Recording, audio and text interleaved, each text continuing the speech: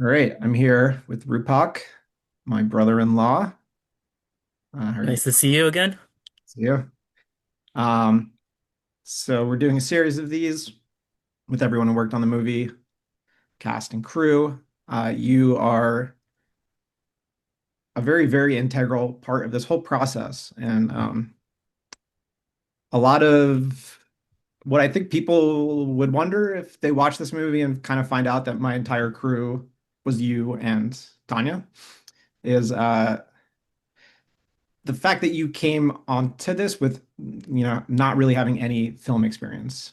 Um, so I think for me, part of what really made this movie work was that I had you kind of like helping me. And I didn't really know because Tanya was very busy, like kind of orchestrating food and just making things like go along schedule. But you were like really helping me with setups, lighting, sound. I mean, you were a grip, a gaffer, assistant director. Like you were essentially an entire camera team. You probably don't even know like what those roles entail. What was that like for you? How did you pick up all these things so quickly? So I've here at work, where I work, I've gotten to learn some of these roles. Um, I got to help my bosses do different video shoots. For example, we've done like ads for our center, and then we've also done little training videos for like how do you do a skill. So we teach our instructors or our standardized patients how to run a sim. So let's back up. Maybe I should kind of say my background is I work in IT and I work at a place that teaches future physicians. And we hire part-time workers that come to our center and help to train these freshly med school students on how to do certain skills to go out into the real world and help other folks. These professionals need to be trained on the way that we would like them to train our students. So through with that in mind, I'm able to pick up on a lot of these skills because I've done these training videos or I've learned how to edit on Creative Cloud and how do you do these things? I just YouTube them. And then that's how I learned.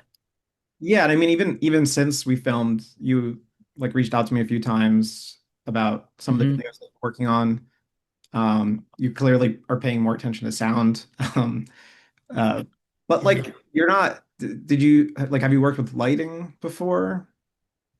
No, not really. It's just kind of figuring out and just seeing, taking cues from yourself or a person that I'm working with that says, "Hey, make sure you see a shadow," or make sure you're lighting their face correctly, or whatever you're doing. So like those kind of nuances I'd never really understood prior to working with you, as well as doing small projects here at work. Yeah, yeah. I guess I didn't know that you had.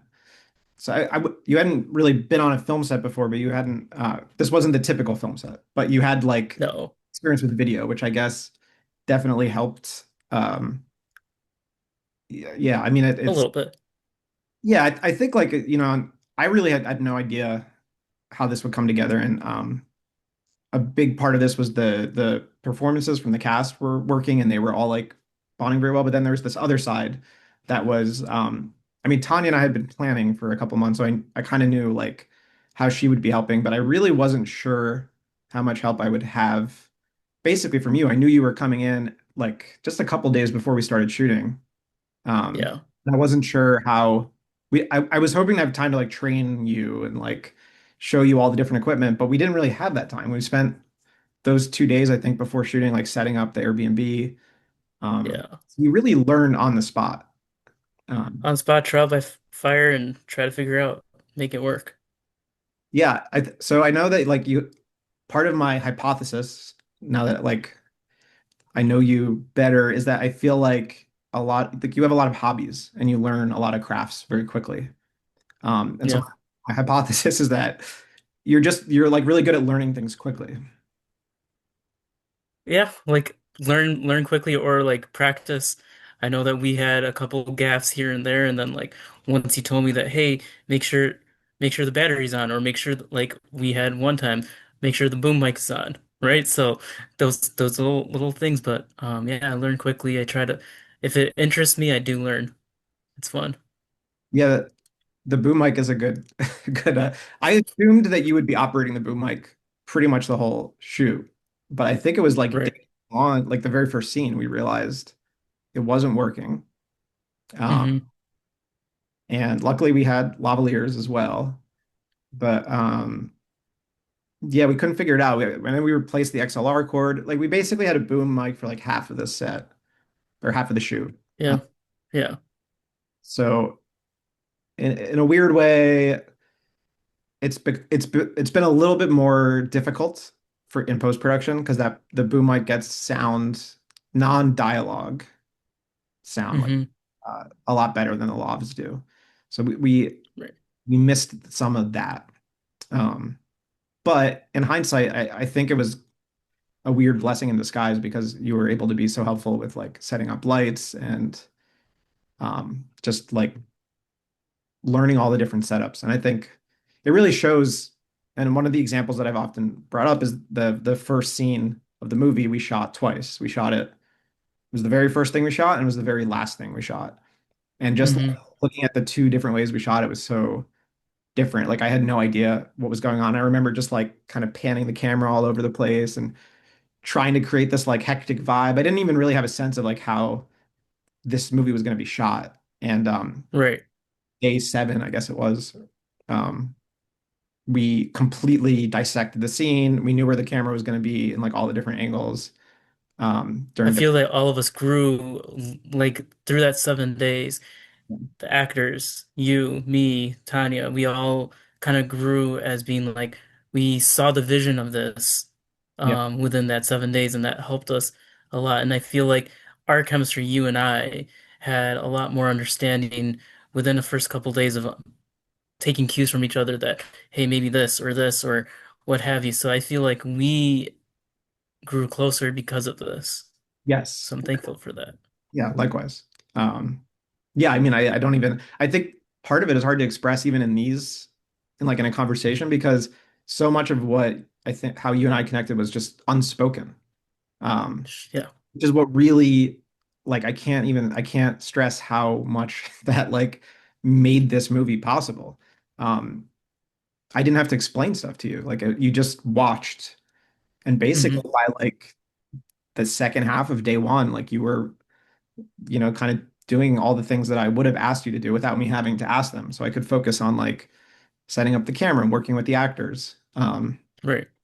Yeah, so I think that the unspoken ability for you to just kind of like see, observe, and like understand what it is that I wanted and needed help with was just absolutely vital. I have no idea what this movie would have been without that.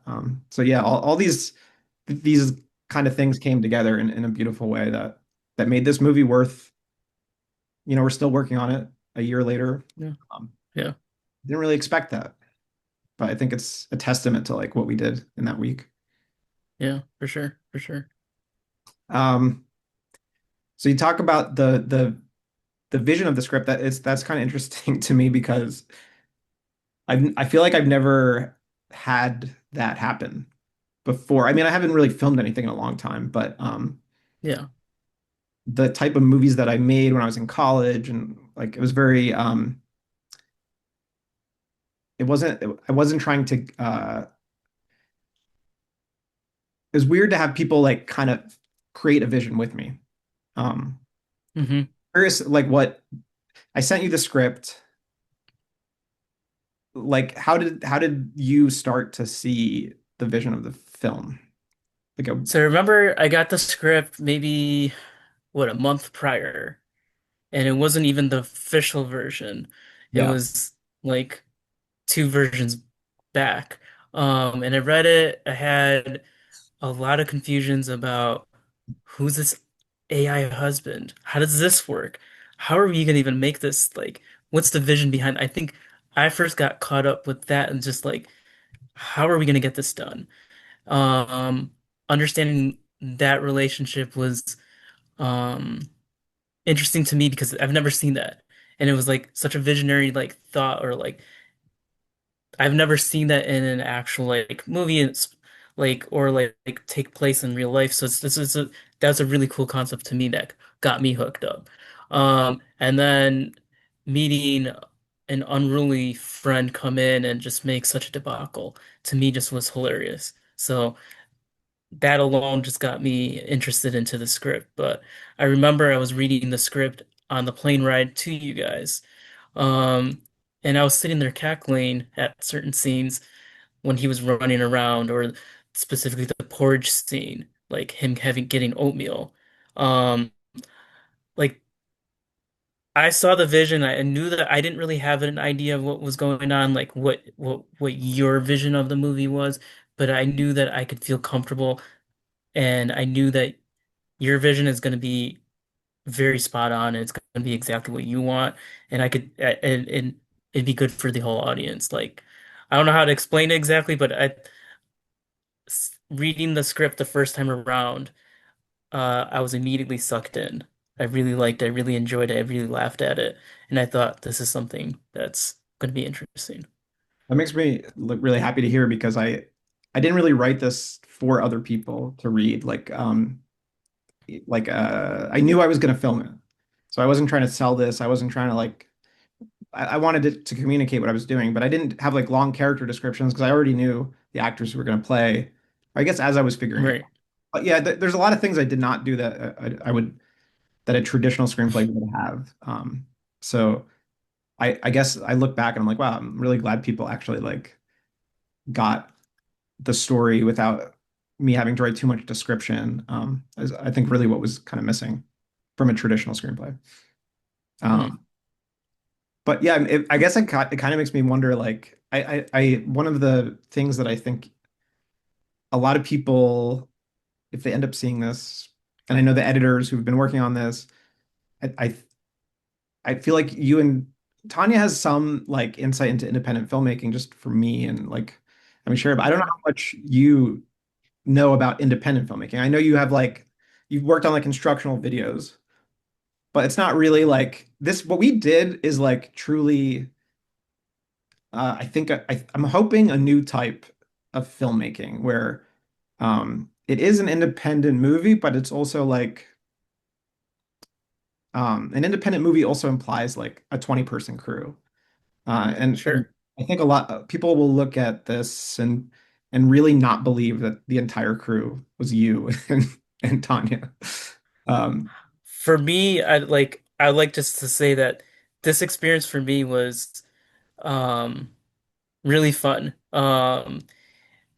Let's answer your first question of have I ever been on an independent movie or like have I ever been on a film set? No. Um, or do at you my job, independent movies? Sorry. sorry, say it again. I'm more asking like, are you like, do you watch independent movies? Like, do you like, Sure, not as much, but like if someone like says, "Hey, is there something on Netflix?" say, or "Hey, did you have you ever seen a particular movie? Go watch it." So I'll do that. I don't necessarily seek out independent movies, but I think my perspective has changed since working on this film, right? Like understanding that, you know, there's a lot that goes into it, and these directors, actors, everybody involved has worked so hard. And they don't necessarily get that much recognition as much as a big box movie. yeah, So like my appreciation for independent movies has grown significantly through this experience. that's great. Um, I've never been on a film set. I've never been on a TV set.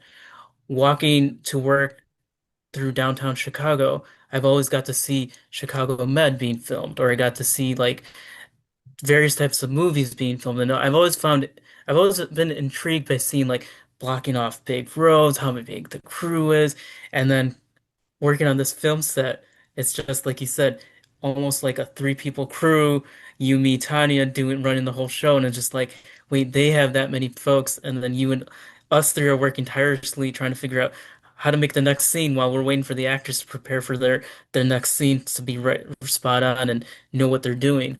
To me, it was like it was a great experience, and I learned so much.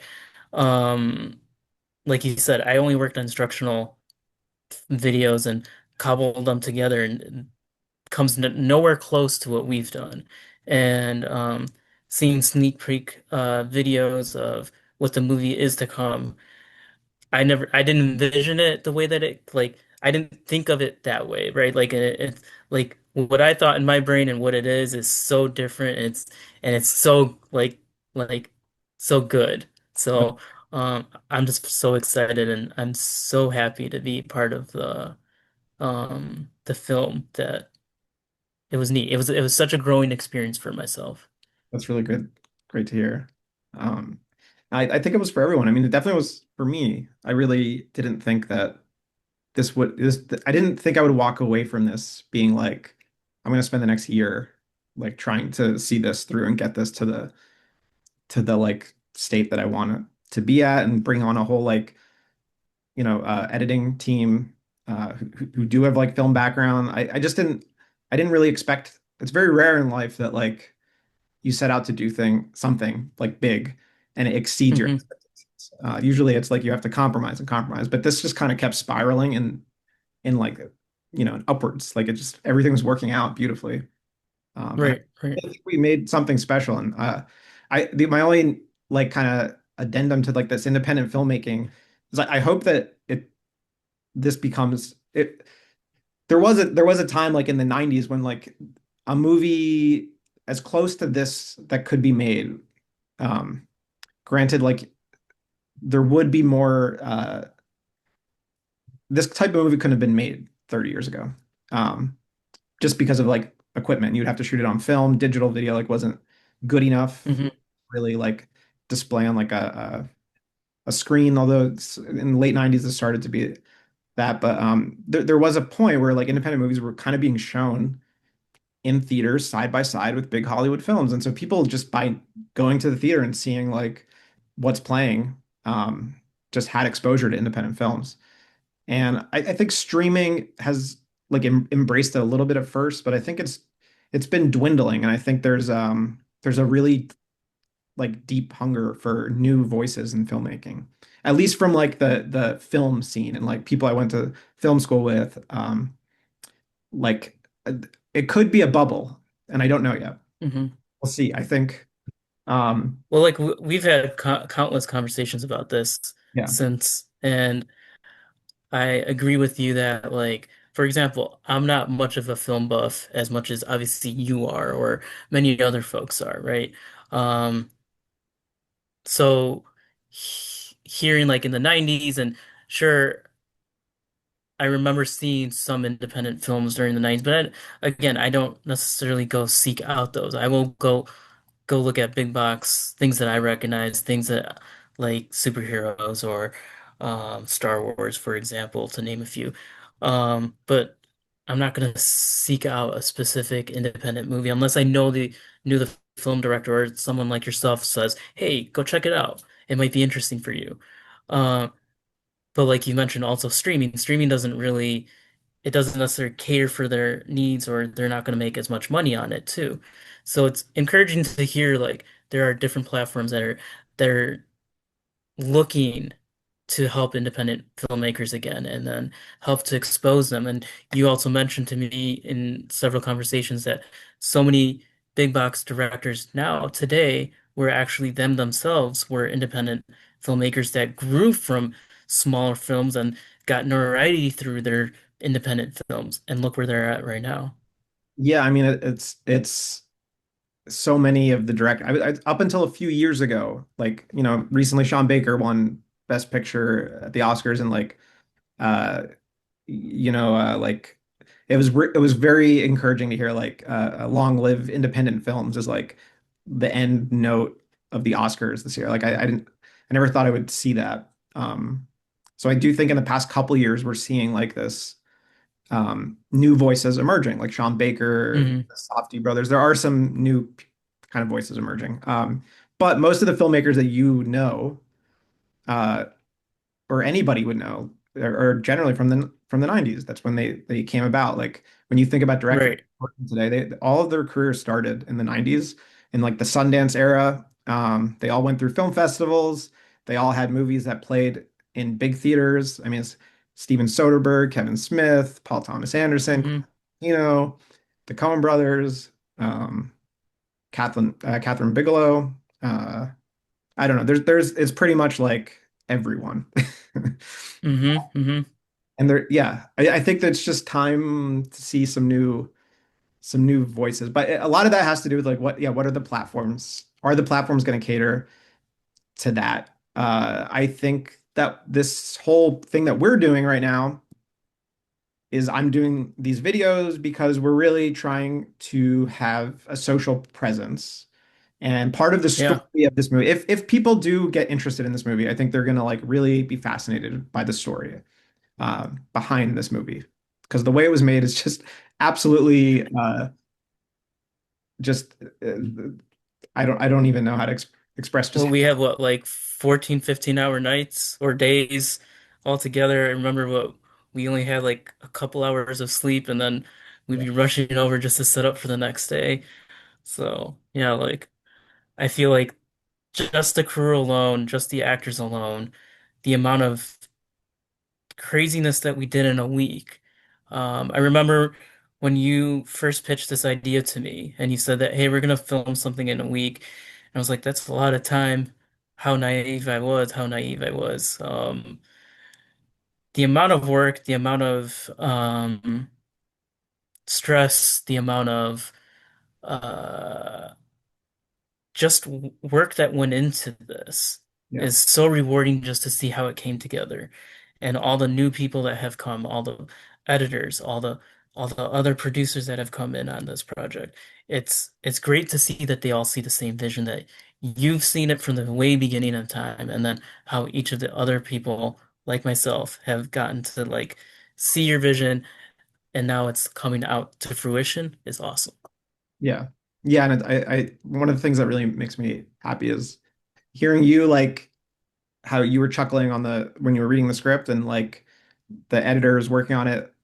They've been looking at this footage for like 8 months now, and they're still laughing at scenes, and it's just very encouraging to see that like um that come through. But yeah, I Yeah. mean, I hope that uh this opportunity, a big part of what we're trying to do is like try to get this to this thing that Tubi and Kickstarter are doing. I wouldn't normally want to run a campaign. I would go down the traditional film festival path, but uh, I think it's a different landscape, and I'm curious to see. I think a lot of films get lost in film festivals, and I hope I don't know how many movies are quite made the way ours is, but I feel like ours could get lost, and it would be a shame because I do think there is an audience there for it, and I think it just has to be kind of like presented properly. So I'm encouraged to see that like streaming services are embracing opportunities. So hopefully we get a chance to stream and people can I select this and I just hope I hope I hope they see the vision that we all see. Um, I think the group of us, if we all see this, I know that we're all invested in it at this point. But I feel like it's truly a story that makes um, it's with the times. It's also ahead of its time. Um, and it rings true for everybody, all walks of life. It's a comedy. It's a comedy of and errors of like what actually happens in life. It's literally this is what the movie has, and everybody has experienced this type of story in a weird way, or they've heard it from someone else that, hey, I have a weird roommate. Let's see how weird your roommate is. Does it notch up to this guy? So yeah. I feel like there is something there. It's funny that like a lot of people I feel like say that intuitively like the Travis or Doug are like kind of the odd ones. But I'm like, Hmm. what a roommate who was married to an AI partner. Like that's also a quant kind of like so all of these characters are just very it makes me yeah, I think we did something special in the fact that Charlie is like as relatable uh as he is because I think a lot of people would struggle with that. Um Correct. but yeah, uh, I catch even the editors when we're talking about it, it's like they very much associate Charlie as like um I guess like a more normal, for lack of a better word, character. But he's very quirky. He's married to AI. Yeah, it's interesting. I maybe one thing I'd like to ask about like you, what I I I I do think a big part of how you were so helpful to this comes from like the fact that you do many things. You garden, you knit, you latch Cro hook, crochet. Latch hook, crochet, I mean, it's build model kits. yeah. How do you decide that? I guess with this, you were kind of ushered into this, and I kind of, but when you're on your own, how do you navigate like the kind of stuff you want to work on? Ugh, I have so many projects going on right now. It's sometimes hard to figure out. I start a project and then it's like a squirrel for me where I see a squirrel and I'm be like, oh, I want to do that project too. So then like I'm working on something else. So currently building so I like to build model kits as you know, like specifically anime Gundam kits. I'm currently working on a latch hook slash crochet project for my nephew. Um, Which is which is s- awesome. I can't wait. I already saw. that's underway. I'm a stamp collector too, so I'm working on that. Like it's sometimes it's just heat of the moment. What am I interested in doing right now? And like how far am I and how excited am I to finish that project? So it's a I don't have I have a lot of spare time, but not enough spare time, if that makes any sense. Yeah, Like I've always how much say you. that again, I'm impressed with how much you do. Uh, but I knowing never that, get anything done. I mean, like you manage like a huge garden. Uh, I mean, at least Yeah, like there's a lot of elements to it. It's huge. fair. My But like uh, perspective. but a lot of these hobbies that actually stem up from our mom, as you know, she um Who had? out of both my sisters and I, I was gonna say she his part in the movie. yes. Oh yes, Tanya, my sister. My older sister. I have a twin sister, Trina. Um, both of my sisters did not take up the gardening aspect. And I remember growing up, watching my mom plant some seeds and seeing beautiful flowers come around. I started to take that on, and so that's one of my hobbies came from her. And then she loves to do different things. She likes to knit, she likes to sew, she likes to do all those things. So I think seeing her passions of her hobbies kind of grew onto all of us. And I started crocheting because of her. As my knitting project was one and done, but it was to prove to both my sisters that I can knit too. Um, so we had that. But yeah, it's I like to keep myself busy, as you mentioned before. I like to learn things as quick as possible just to see if I can pick up a skill. Uh, I learned crochet through YouTube videos. I learned to get onto this set. I remember I was YouTubing videos of how to be a stagehand, and I remember I was reading an article about like what what are the nuances that you should look at, and what are the like you mentioned before, lighting. I made sure to learn a little bit of what's lighting, what should you be careful of, what should you tape things on the ground, and what where you should place things, and where should the boom mic be. I remember specifically you and I had an extensive conversation where you're like, don't sweat about it. You'll learn, you'll figure it out. But I remember I sought out YouTube videos to figure out like what's the proper way to hold a boom mic. So I think my hobbies was a huge strength to this film because I like to learn quickly, and though that's the way I try to be your right hand man as much as possible, and that's who I am. Fantastic job. And each of those things really is like a career that people spend their entire lives like perfecting. And like we had some pretty like hard to navigate equipment, very manual. We had all like prime lenses, we had tungsten lights and LED lights, which you had to like learn the difference. We had a boom mic, we had lavalier mics. There's just a lot of different. parts, but I think because we were just able to be sort of quarantined and together and like spending all this time that like we had the ability to just go through all that. But yeah, Yeah, you somehow pulled it off and made this movie possible from a technical standpoint, which anyone with a I filmmaking tried my best. will know like what you did was like incredible. There's a few questions from other people. We might have like touched on them already.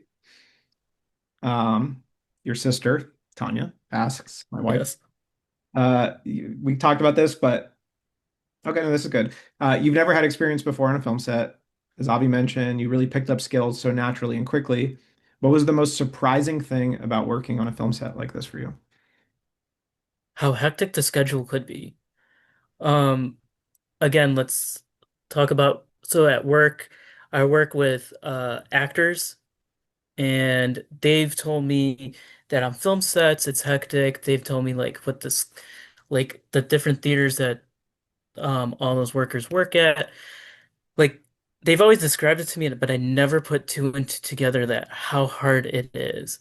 Um, so for me, truly, I think it was interesting to see that in like real life and experience that. Now I understand like when they say that, hey, you have to be on top of your game. You need to know your lines beforehand.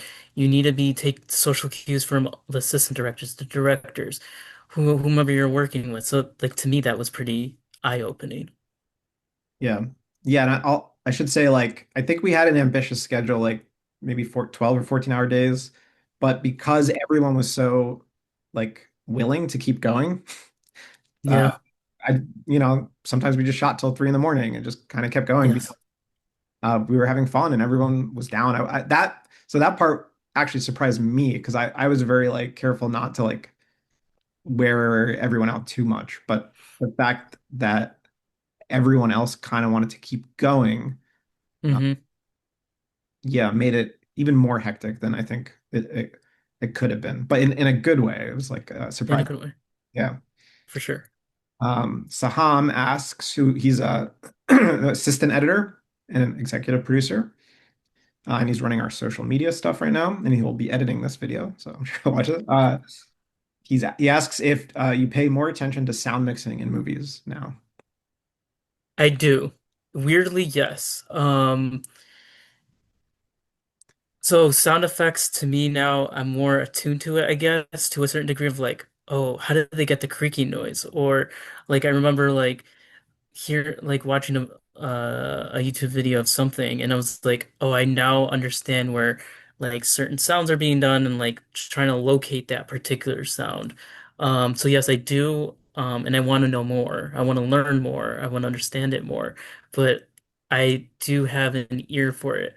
Um, like as non-technical as is, when you watch TV and you watch commercials, now I'm kind of more or less attuned to it too as well. Like I'm watching the TV and I'm like, oh, oh, okay, I know how that sounds okay. That's how they made the sound, if that makes any sense. Like I'm more listening to these things.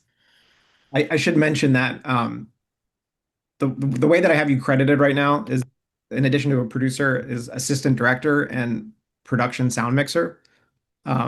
The truth is, there's like 20 roles. Like I could list like your credits would be like pretty much everyone who worked on this movie has like 10 credits if we actually listed them out. But I tried to do like the most important Sure. ones, and I think sound is like we're in a house for 85, 90 minutes. That's what this movie's going to be. And so sound is such an important part of that. There are whole sequences that really rely on the comedy of sound. Yes. So sound was such a big thing for this. And yeah, it required, and especially with like a boom mic that was failing on us once in a while, like it it's also come in like post production. You'll see Steven, who's our sound designer in post, it's like really embraced sound and understood like how important it is to make this movie work. Um, Yeah, like it's critical. Like certain scenes I remember required like um stepping. You want the stepping noise to be correct, where you want just putting on or like closing a tape cassette or like those kind of things. I remember prior to the film, like I don't think I would be as um attuned to that.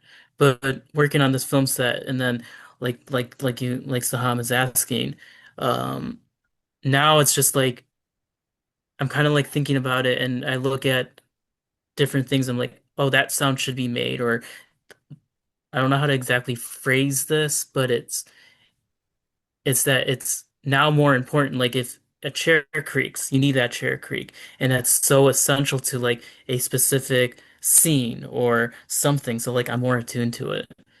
Yeah, and I think it would have been easier if we had the boom mic working because how I envision is like the dialogue will be from the lavs and all the other sound will come from the boom mic. But because our boom mic was like wonky, I guess was really the XLR cord. I still don't really know.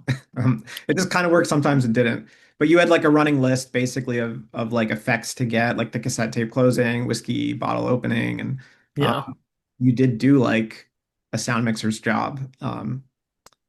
In trying to get all the sounds like really quickly in like a couple hours, like on the last day.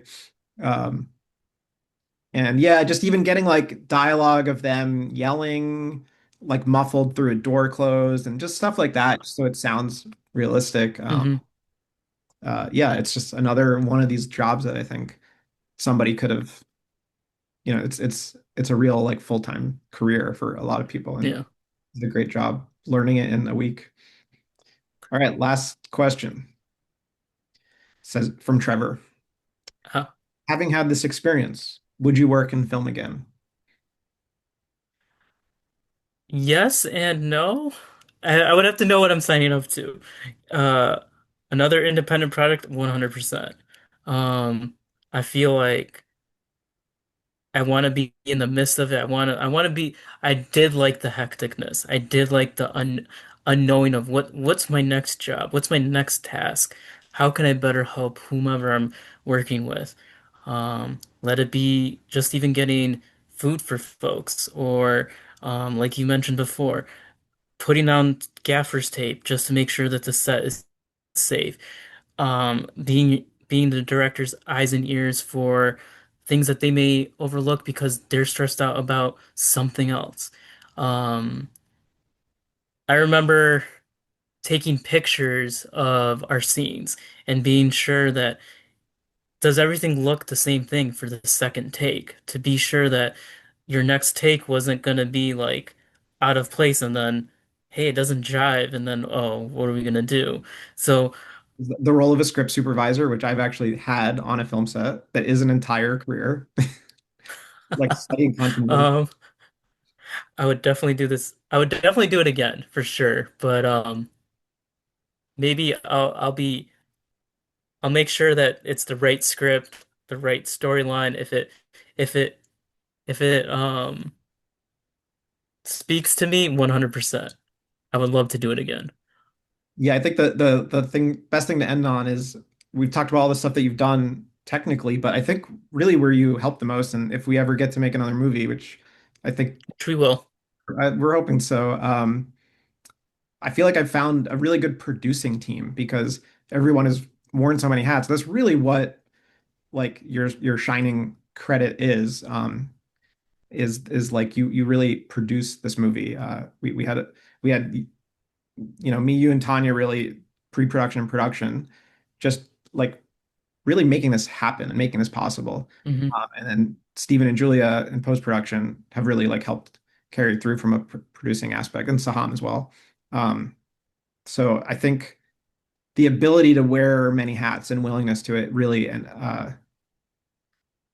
I think what it speaks to, and if we do get to make one a little, hopefully with a real crew, I think what you will really shine at is producing because now you know a little bit of everything and you can kind of like, and you'll understand what everyone's like struggle is. Right, 100%. No, no, I look forward to working in the future on our next film. I feel like you mentioned, the group is a solid group. We know what we're doing. We have a vision. Let's hope that this movie takes off the way that we want it to, and more to come. More of these interviews to come. Yes. So, well, thank you, Rupak. Okay. Thank you. Thank you for the opportunity. See you Thank you for helping make this movie possible. always. Right.